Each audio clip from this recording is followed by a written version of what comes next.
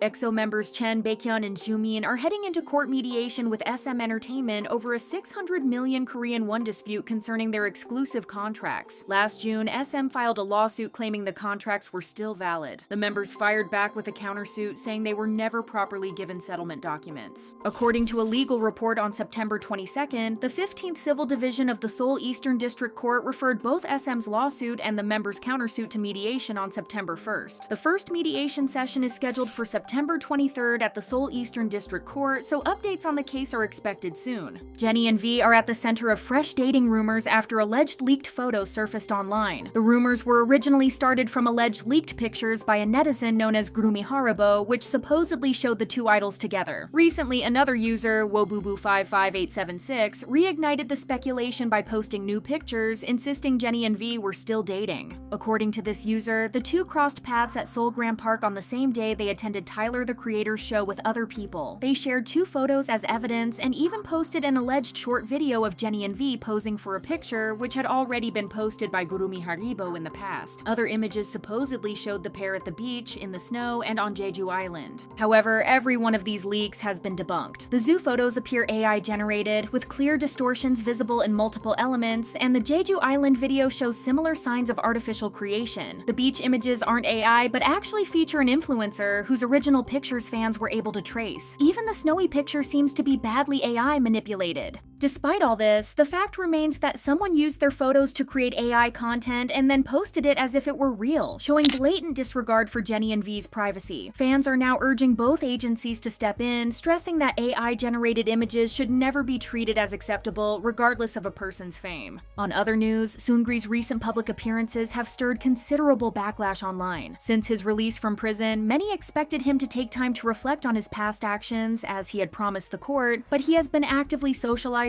partying, and dating. Now, recent photos circulating online show him in casual attire, including one where he wears a striped shirt with a jacket and sunglasses, and another in a short-sleeved shirt paired with a cap, smiling. In these pictures, he is accompanied by an unidentified man who some speculate could be a Malaysian businessman in the jewelry industry, though his identity has not been confirmed. The sightings have sparked rumors that Seungri may be exploring business ventures overseas, but no concrete evidence has surfaced. Whether Seungri is genuinely pursuing new business opportunities remains unclear. Reactions online are mixed. Some are curious about his personal life, while others criticize his public visibility and apparent lack of remorse following his prison sentence. One thing's for sure though, people want to see less of him. CL is now under police investigation. The media outlet Sports Kyongyang released an exclusive report saying that CL, along with actor Kang Dong-won, singers Song Gain, and Kim Won-sun, have had cases assigned to different police stations, with investigations launched into allegedly illegal activities tied to their individual agencies. Following that, 10Asia revealed later on that CL has been running her agency without proper registration for 5 years. Her one-person label, Very Cherry, was established in 2020 to manage her solo career, but sources say it never officially registered under the category required for entertainment management companies in South Korea. Under Article 26 of the Act on the Development of the Popular Culture and Arts Industry, any agency handling pop culture or arts planning must be properly registered. Operating without it can carry penalties of up to 2 years in prison or fines of roughly $14,500 US.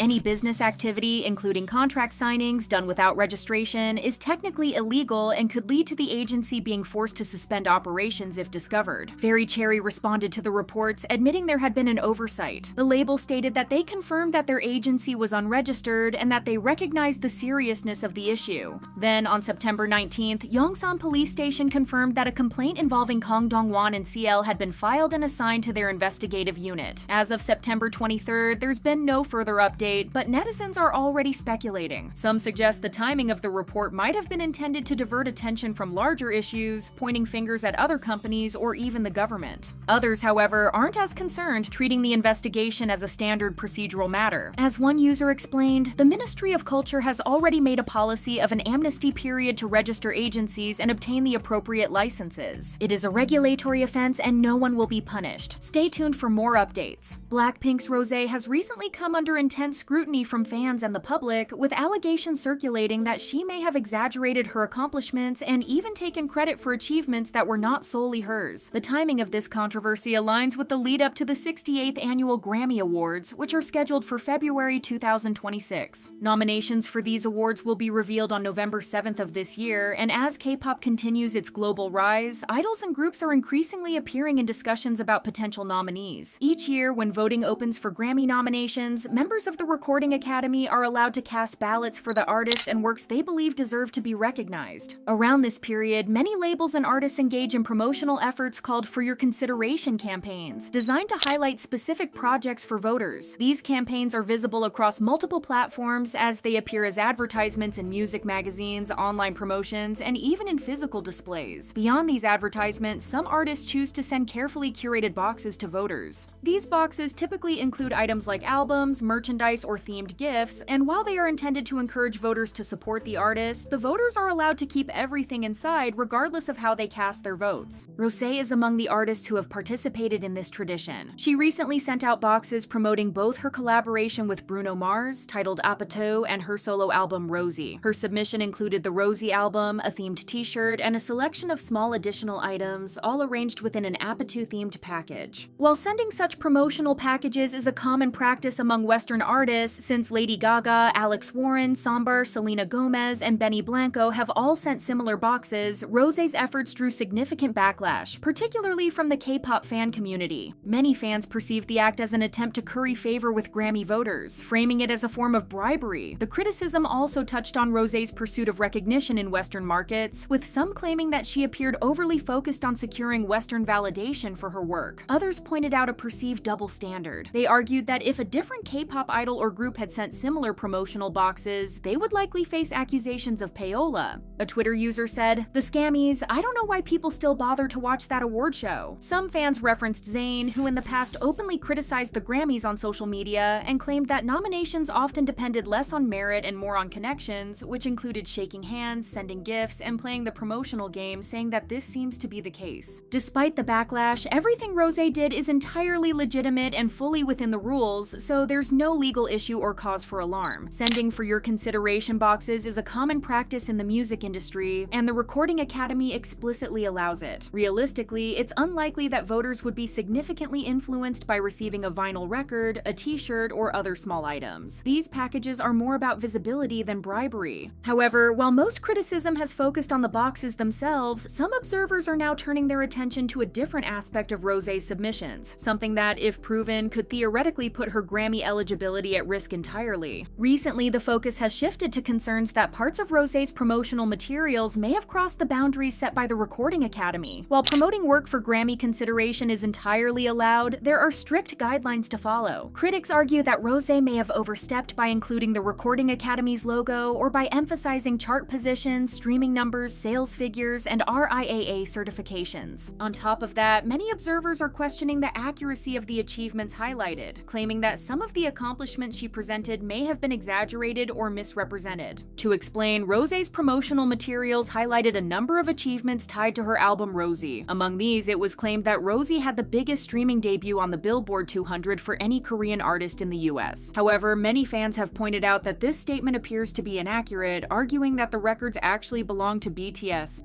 According to Billboard's official data, Rosie debuted with 31,000 SEA units, which are streaming equivalent albums calculated by converting streams into album units, with 3,750 ad-supported or 1,250 paid or subscription streams equaling 1C. In total, her debut amounted to 43.85 million on-demand official streams. Meanwhile, BTS has multiple albums with higher debut streaming totals. Their album B recorded 30,000 C units, which is equivalent to 48.56 million on-demand streams. Map of the Soul 7 reached 48,000 C units, which is 74.79 million on-demand streams, and Proof achieved 36,000 C units, which is 52.84 million streams. Even if you discount Proof for being an anthology and B for having lower C units than Rosie, Map of the Soul 7 still surpasses Rosé in both C units and total on-demand streams. Fans argue that this could potentially violate the Recording Academy's rules, which prohibit misrepresenting or exaggerating honors, awards, or achievements, whether current or past, associated with the recording or its production team. Because of this, many believe that Rosé should not only be excluded from consideration in any category, but could even face full disqualification. Rosé's team has not yet issued a statement, leaving fans anxiously awaiting the upcoming nomination announcement to see whether she will be nominated or disqualified based on these claims. What do you think will happen? Share your thoughts in the comments, and thank you so much for watching. Bye!